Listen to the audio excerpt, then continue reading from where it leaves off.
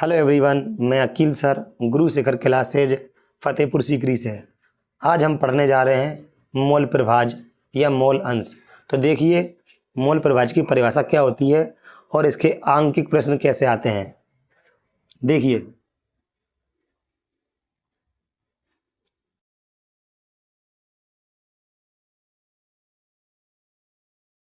किसी पदार्थ के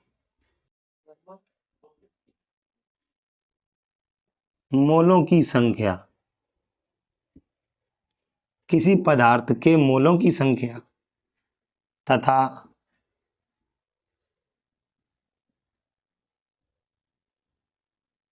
विलयन में उपस्थित कुल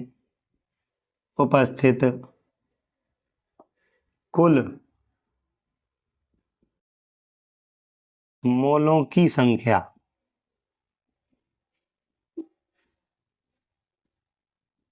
के अनुपात को उस पदार्थ का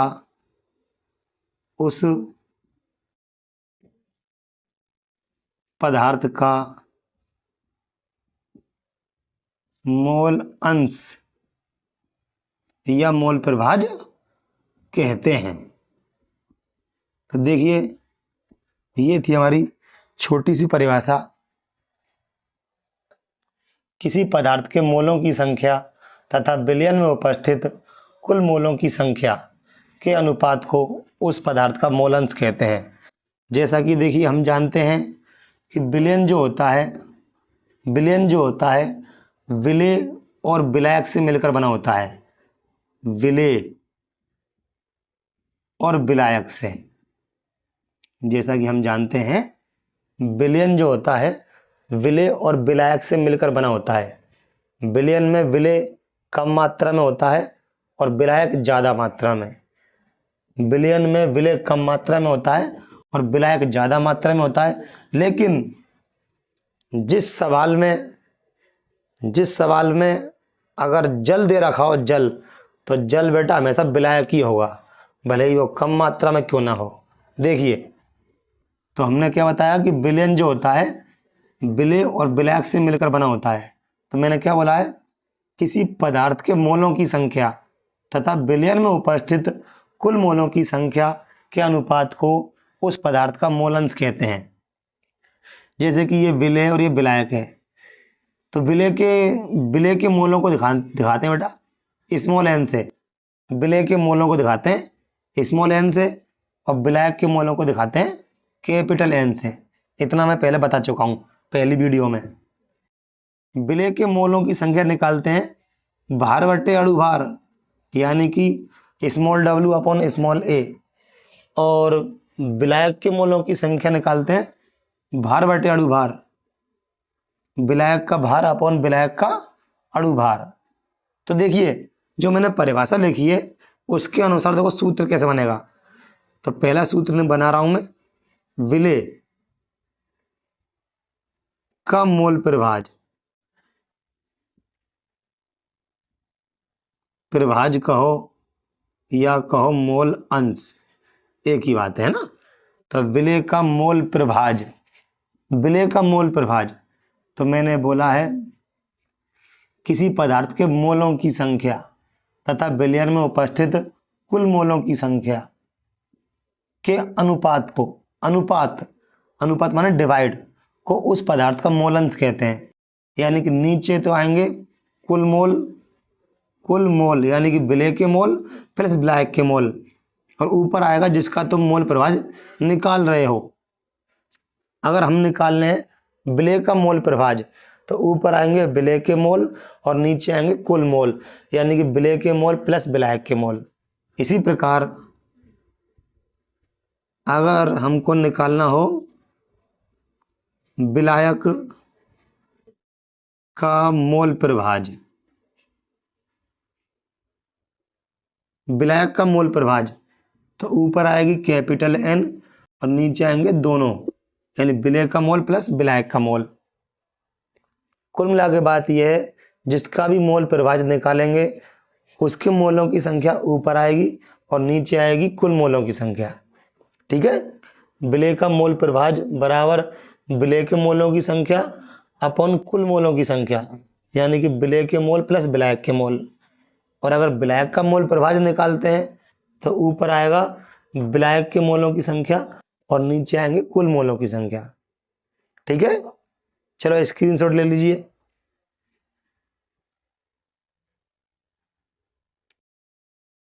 ले लिया? तो देखिए आगे, अब देखेंगे इसके सवाल। अब देखते हैं मोल प्रभाज पर आंकिक प्रश्न कैसे आते हैं। देखिए question number 1, ethylene glycol, ethylene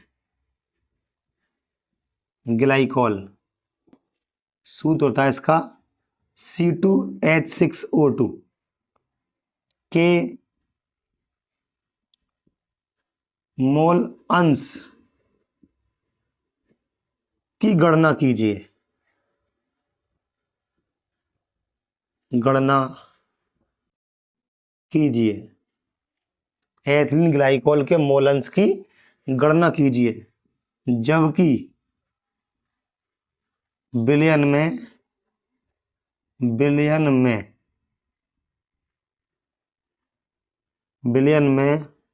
20% द्रव्यमान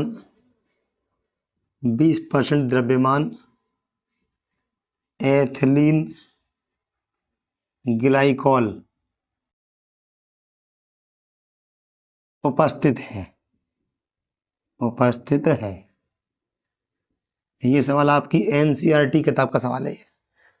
तो एथिलीन ग्लाइकॉल के मोल अंश की गणना कीजिए, जबकि विलयन में 20% द्रव्यमान एथिलीन ग्लाइकॉल उपस्थित है।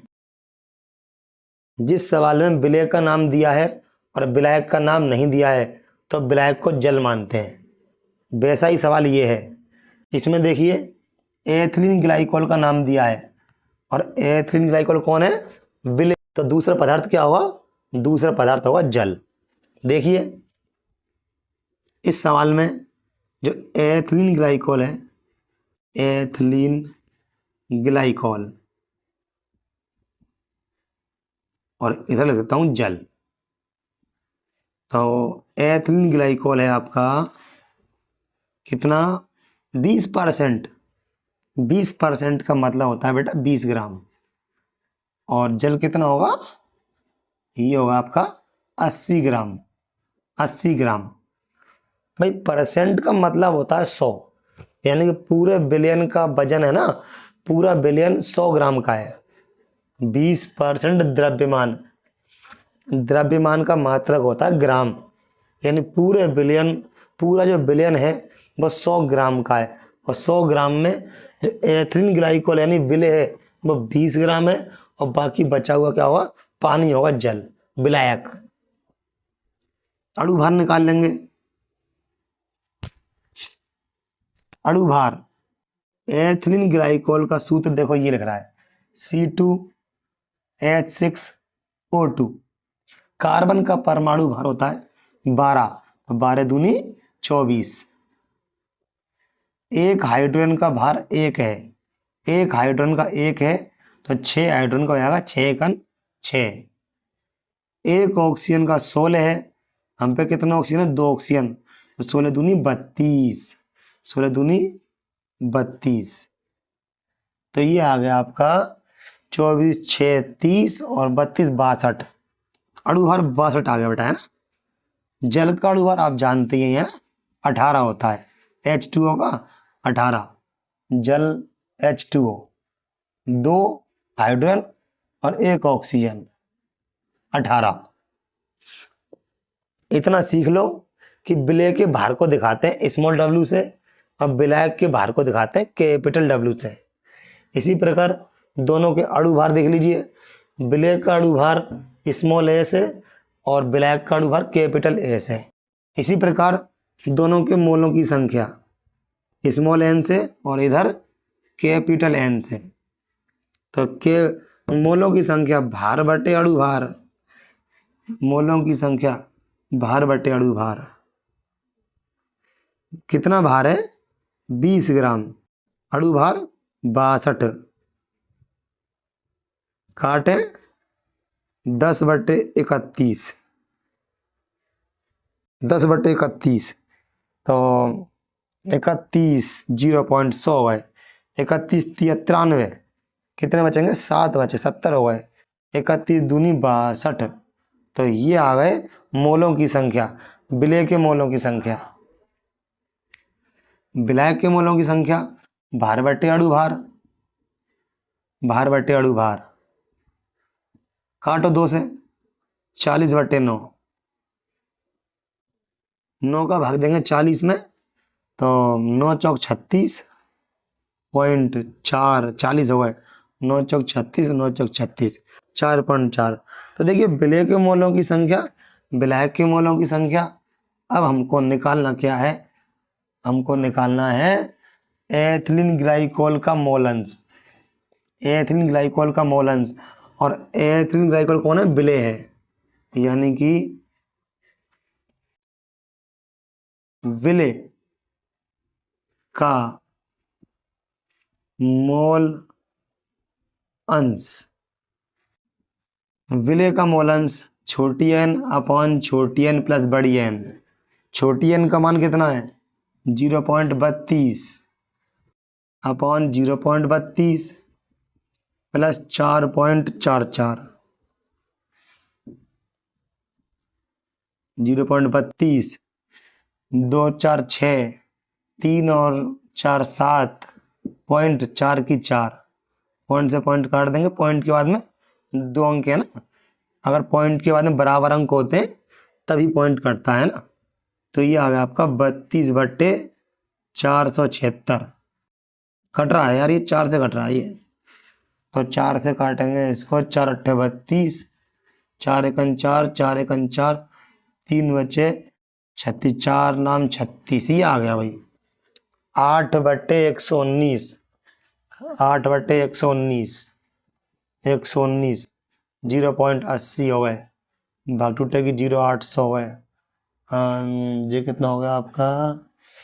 11 छिक्की 66, 6 बार जाएगा, तो 9 छिक्की 54, 9 छिक्की 54, 5 हासिल, 6 कन 6 और 5 11 हासिल, 1, 6 कन 6 और 1 7, तो ये बचेगा 6 बचे, 9 में से गया तो 8, 0 लगा दी, अब जाएगा 7 बार, 9 7 63, 9 7 63, 9 7 63, कितने बचे? 6 हासिल, 7 का 7 और 6 13 हासिल, 1 7 8, हाँ इतना आ गया है ना, 0.67, यानी कि 0.067, ठीक है। चलो स्क्रीनशॉट ले लीजिए। अब देखते हैं अगला सवाल, देखिए अगला सवाल है आपका 72 ग्राम जल व 92 gram ethyl alcohol, ethyl alcohol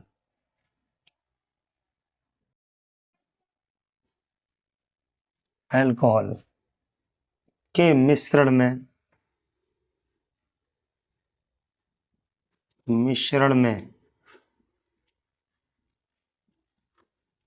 दोनों के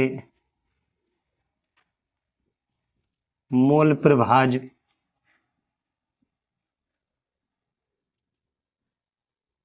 की गणना कीजिए, गणना कीजिए। देखिए 72 ग्राम जल व 92 ग्राम एथिल अल्कोहल के मिश्रण में दोनों के मोल प्रभाज की गणना कीजिए। तो मैं बता चुका हूं पहले ही सवाल में कि जल कम हो या ज्यादा हो वो हमेशा विलायक ही होता है, यानी कि बड़ा वाला W, और एल्कोहल क्या है इसमें? स्मॉल W, यानी कि विलेय। तो देखिए ये रहा आपका स्मॉल W, स्मॉल W हो गया आपका 92 ग्राम, और ये रहा आपका कैपिटल W 72 ग्राम, क्योंकि ये जल है ना। स्मॉल ए अणु भार और कैपिटल ए ये भी अणु भार, ये ब्लैक का और ये ब्लैक का। एथिल अल्कोहल का सूत्र मालूम है क्या? C2H5OH, तुमको ही मालूम पड़ जाएगा है ना। तो देखिए C2H5OH, तो 2 कार्बन है, एक कार्बन का 12 है, तो 12 दूनी 24। एक हाइड्रोजन का 1 है, तो 5 एकन 5, तो 24 और 5 29, और एक 30 और 16 46 46। जबकि जल का हम जानते हैं 18 होता है ना। H2O जल का, H2O जल का सूत्र H2O। तो 2 कार्बन है, 2 हाइड्रोजन है, 2 एकन 2, और ऑक्सीजन का 16 18 हो गया। दोनों के n निकाल लेते हैं, मोलों की संख्या।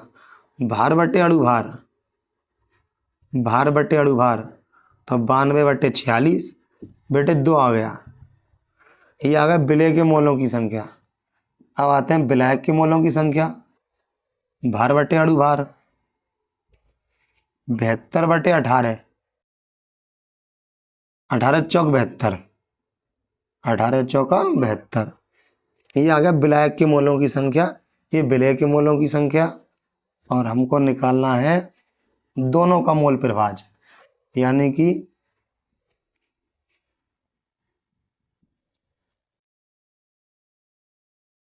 विलय का मोल प्रभाज, छोटी एन अपॉन छोटी एन प्लस बड़ी एन। छोटी एन कितनी आई है? 2 अपॉन 2 प्लस 4, 2 बट्टे 2 प्लस 4। भाई जिसका भी मोल प्रभाज हम निकालते हैं ना, उसके मोल आते हैं ऊपर और नीचे आते हैं कुल मोल। 2 बट्टे 6 यानी कि 1 बट्टे 3, 0.33, 0.33 आ गया विलय का मोल प्रभाज। और हम जानते हैं विलय का मोल प्रभाज और विलायक का मोल प्रभाज बराबर होता है 1। यानी कि अगर हमको विलय का मोल प्रभाज दे रखा है, तो हम विलायक का मोल प्रभाज निकालेंगे 1 में से घटा के, तो ये आ जाएगा आपका 0.67। ठीक है। अगर हमको विलय का मोल प्रभाज पता है, तो विलायक का मोल प्रभाज निकालेंगे 1 में से घटा के। ठीक है। आज के लिए इतना ही काफ़ी है। अगर वीडियो अच्छी लगे तो लाइक करें, सब्सक्राइब करें और आगे शेयर करें।